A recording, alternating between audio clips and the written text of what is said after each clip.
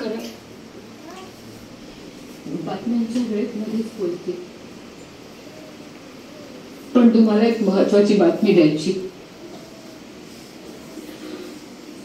आमची ढोबळेवाडीची शाळा बंद होणार. या बातमीमुळे तुमच्या आयुष्यात कदाचित काही फरक नाही पडणार, पण आमची आयुष्य उद्ध्वस्त होते.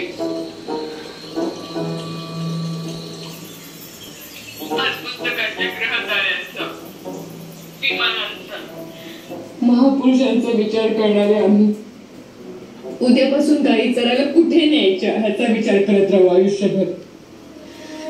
कुणी वीट भट्टीवर कामाला जाईल, कुणी कब्बशा विसरायला जाईल. पण शाळा बंद झाली तर आमच्यापैकी प्रत्येक जण बालमजूर होईल हे नक्की. आम्हालाही गणित आणि विज्ञान शिकायचं, आम्हालाही इंग्रजी बोलायचं कधीतरी, पण त्यासाठी शाळा चालू राहिली पाहिजे.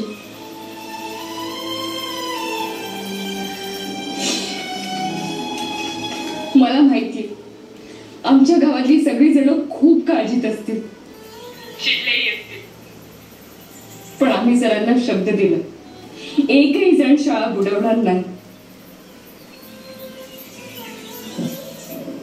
अब्दुल ऐकतोयस ना? गेल्या वर्षी कप मिळवणार अब्दुल हाच हॉटेलमध्ये कब्बशा विसरतो.